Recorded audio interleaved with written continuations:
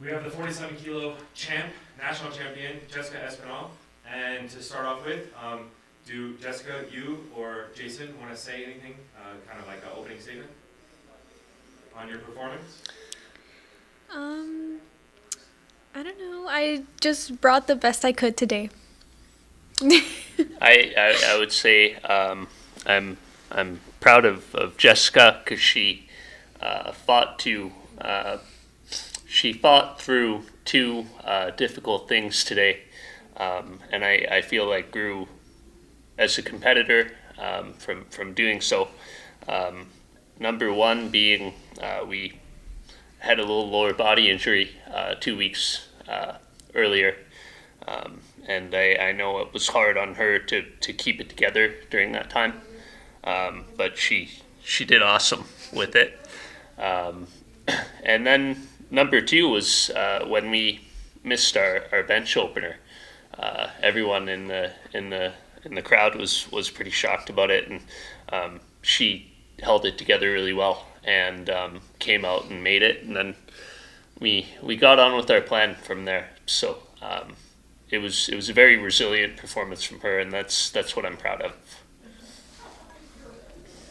I just want to start by saying that congratulations, Jessica, Thank you. on winning your national championship. Obviously, and Jason, congratulations, coach, as well.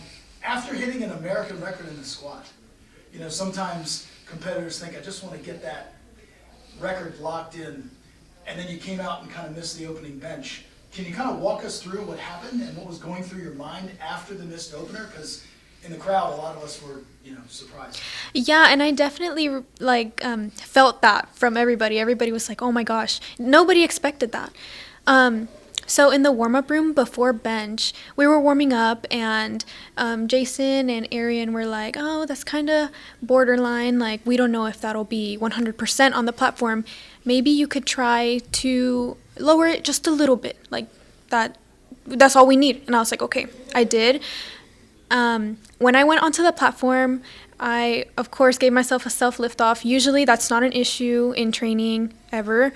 Not even off the chest is usually an issue either.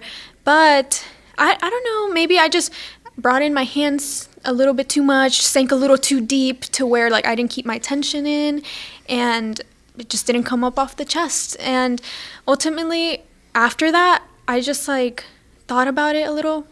And I was like, well, what's next? What do I have to do next? Because I have to come back from this. There's no changing it now. I just have to do it, right? I have no option now. So that's basically what was running through my mind. And Jason and everybody back there that was talking to me, they were like, you got this. You've hit this many times before in training. This shouldn't be an issue. Just stop thinking about what you just did and focus on the next one. And I was like, okay.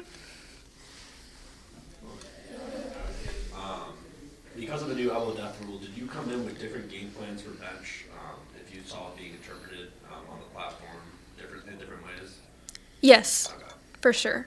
What were the different ways? Were you going to move in your grip or lower your arch? Or Yeah, both. both? Okay. Yeah. It's hard to landmark with someone who has a hypermobile spine Yeah. how much you should arch, right? Because all you know is your maximum. So we had to landmark other things like where her butt is on the bench, where her feet are, even grip width. So.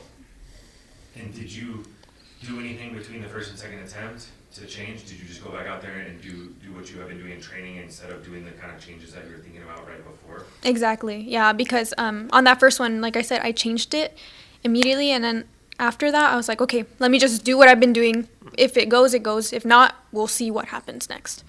Yeah, she went back and I saw her meditating in the back room, which I think in times of panic, you should have a strategy for that. And yeah, that was another thing that I was like, that's awesome. So calm herself down, and then I also encouraged her not to think through the next attempt and just to go out and do it.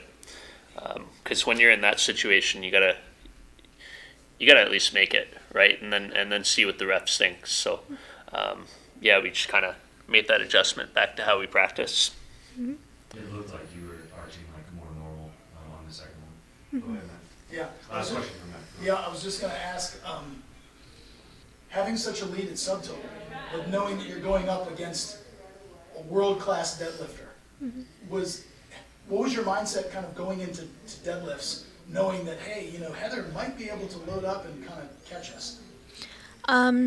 I was just taking it one step at a time. Honestly, that's the best thing you can do in that situation because I can't control what she's going to take next. What if it was her best day and she's pulling 205? Like, you never know.